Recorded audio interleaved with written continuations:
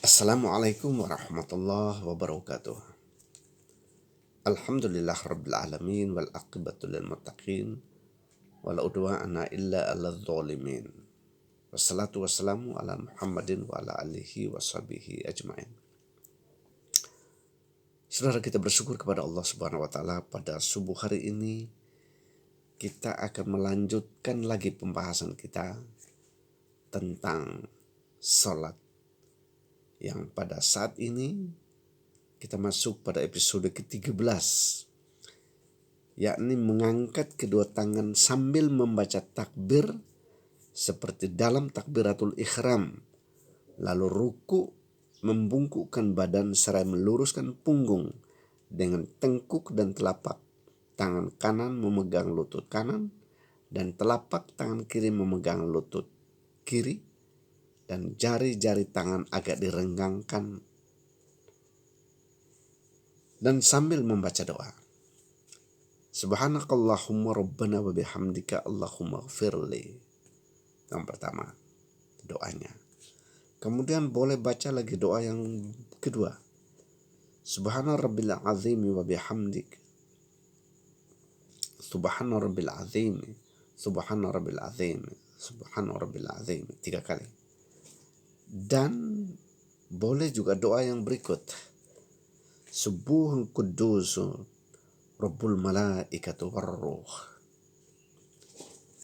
Jemaah sekalian, setelah membaca surah atau ayat Al-Quran, kemudian kita ruku. Dari segi bahasa, ruku berarti merunduk, dan ada yang mengartikan menunduk. Secara istilah ruku adalah menundukkan badan sehingga kepala sejajar dengan punggung seraya meletakkan kedua telapak tangan di atas kedua lutut. Gerakan ruku itu dijelaskan pula di dalam Al-Quran. Mari kita perhatikan. Pada Quran surat Al-Hajj surat 22 ayat 77, Allah Subhanahu wa taala berfirman, A'udzubillahi minasyaitonirrajim. Ya ayyuhalladzina amanu ruk'u wasjudu wa'budu rabbakum waf'alul khairal la'allahum tuflihun. Hai orang-orang beriman, rukuklah kamu, sujudlah kamu, sembahlah Tuhanmu, dan perbuatlah kebajikan supaya kamu mendapat kemenangan. Quran surat 22 Al-Hajj ayat 77.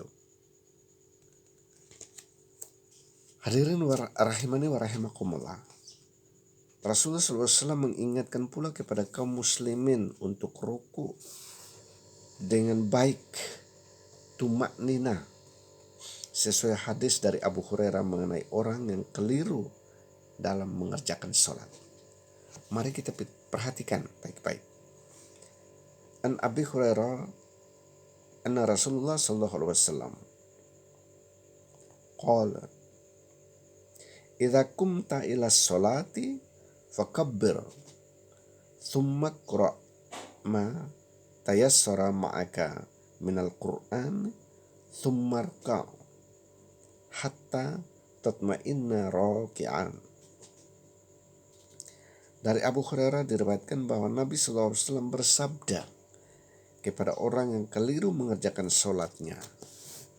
Perlu menjelaskan, apabila engkau hendak sholat, bertakbirlah. Kemudian bacalah apa yang mudah dari Al-Quran.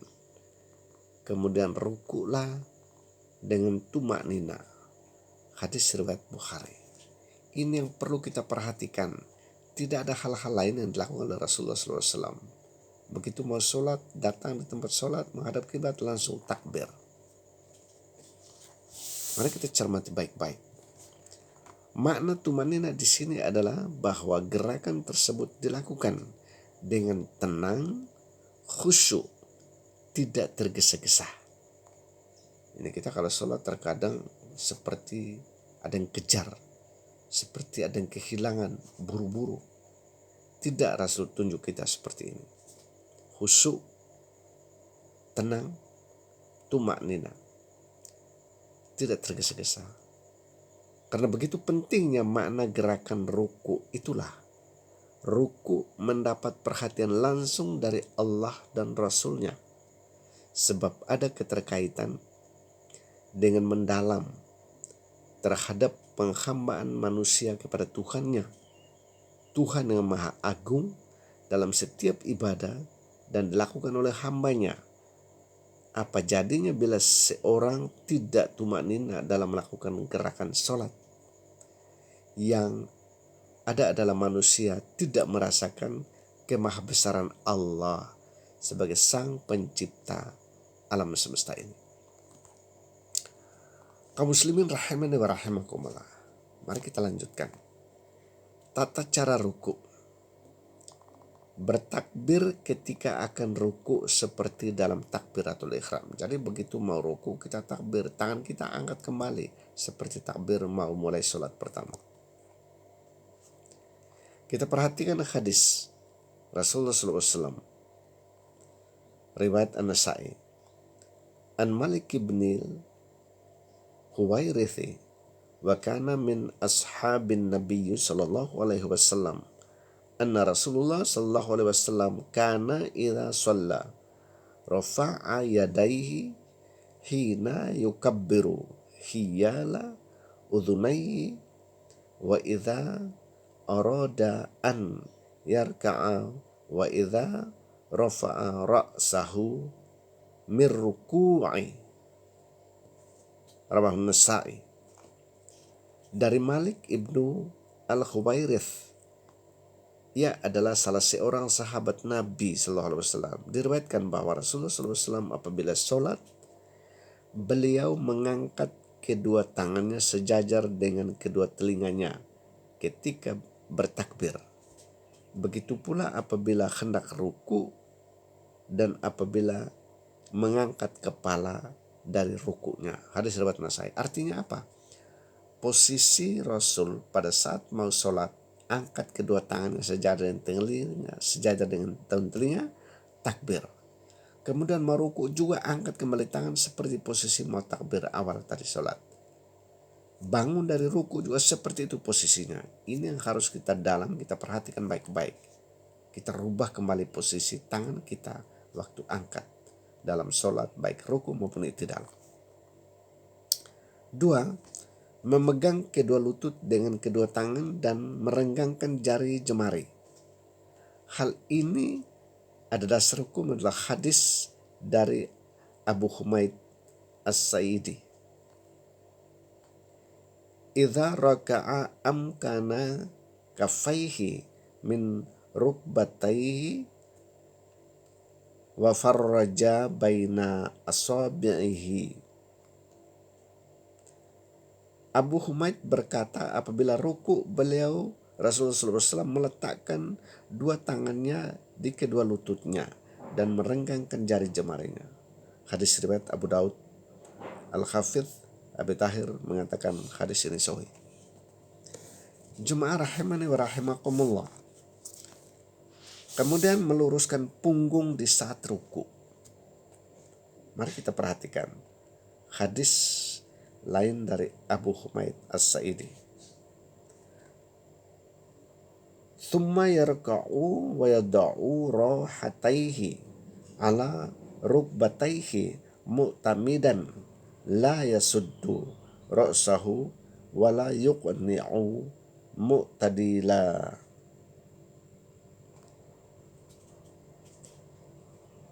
Kemudian beliau Rasulullah SAW ruku dengan meletakkan kedua telapak tangannya bersandar di kedua lututnya tanpa membuat kepalanya terlalu menunduk dan tidak terlalu mengangkat kepalanya hingga lebih dari punggung. Yang beliau lakukan adalah seimbang di antara keduanya. Artinya jemaah rahimakumullah, waktu kita ruku, kepala kita lurus sampai ke pantat kita. Kepala tidak terlalu tunduk atau tidak terlalu berdiri miring. Rata rukunya Rasul. Ini harus diperhatikan. Hadis riwayat Ibnu Majah. Jemaah rahimani rahimakumullah. Kemudian yang keempat, ada tumma nina dalam ruku. Artinya melakukan dengan tenang, khusyuk dan perlahan. Itulah sholat Rasul SAW yang mesti diikuti oleh umat Islam ini. Hal ini didasarkan kepada hadis dari Abu Hurairah mengenai orang yang keliru mengerjakan sholatnya, sebagaimana telah dikutip di atas.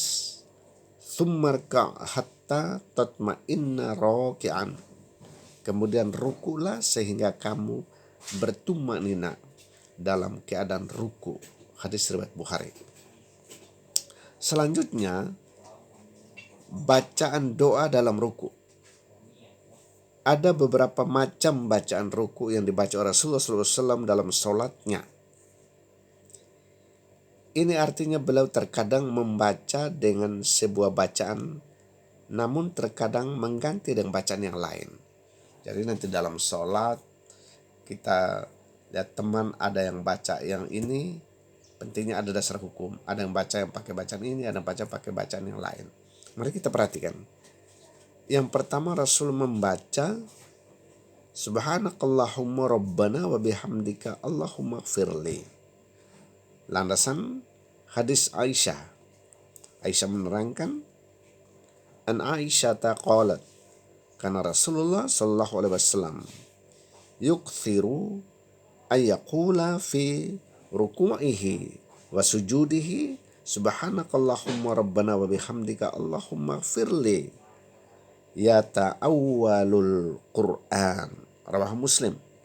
Dari Aisyah diriwayatkan bahwa Nabi SAW ketika ruku dalam sujud banyak sering membaca bacaan Subhanakallahumma rabbana wa bihamdika Allahumma gfirli. Dan ini bermakna maha suci engkau ya Allah, ya Tuhan kami, dan dengan memujimu ampunilah aku ya Allah. Beliau menerangkan maksud dari ayat Al-Quran dengan bacaan tersebut. Hadis riwayat Muslim. Rasul juga memakai bacaan seperti ini. Subhana rabbil azim, dibaca 3 kali. Hal ini adalah dasar hukumnya. Mari kita perhatikan hadis dari Hudzaifah ibnu al-Yaman yang diriwayatkan oleh ahli hadis yang 4. An Hudzaifah annahu shalla ma'an nabiyyu sallallahu alaihi wasallam fakana yaqulu fi ruku'ihi subhana rabbil azim wa fi sujudihi subhana rabbil a'la. Hadis riwayat ahli hadis yang 4. Dari Abu Hurairah diriwayatkan bahwa ia pernah sholat bersama Nabi SAW, maka ketika ruku beliau membaca Subhana Rabbil Azim 3 kali. Dan waktu sujud beliau membaca Subhana Rabbil A'la 3 kali. Ini mengandung makna Maha suci Tuhanku yang maha tinggi, Maha suci Tuhanku yang maha agung. Ini makna dari bacaan-bacaan itu. Jemaah rahimani wa rahimakumullah. Selanjutnya, an Abil Az-Zahri an Hudzaifah bin Yamani annahu sami'a Rasul sallallahu alaihi wasallam yaqulu idza raka'a sujuha rabbil azim 3 marratin wa idza sajada qala subhana rabbil a'la 3 marratin.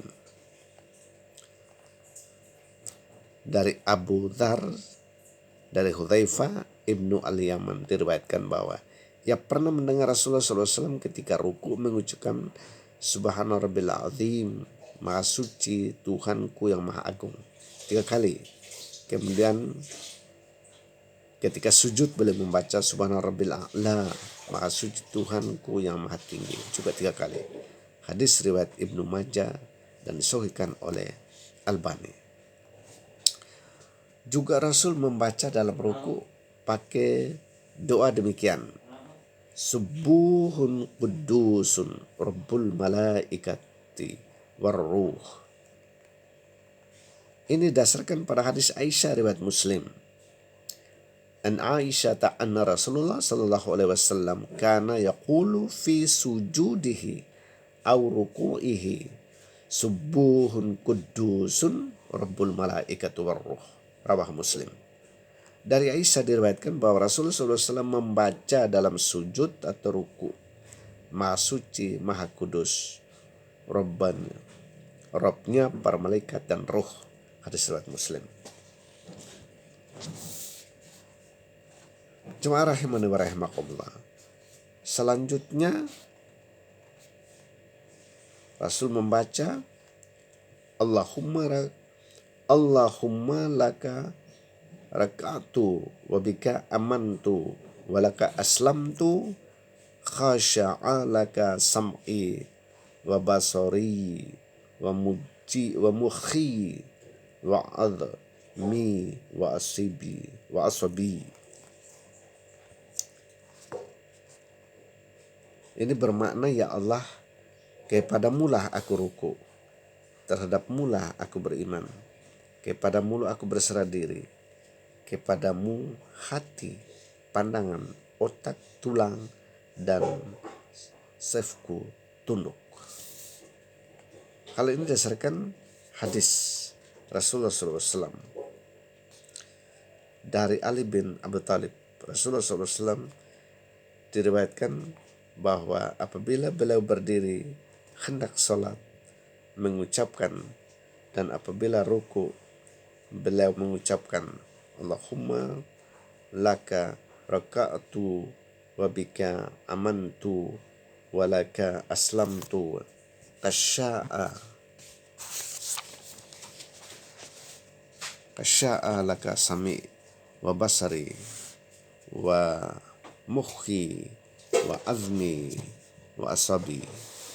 Ya Allah, kepadamulah aku ruku, terhadapmulah aku beriman, dan kepadamu aku berserah diri, kepadamu hati, pandangan, otak, tulang, dan sarafku tunduk. Hadis riwayat Muslim.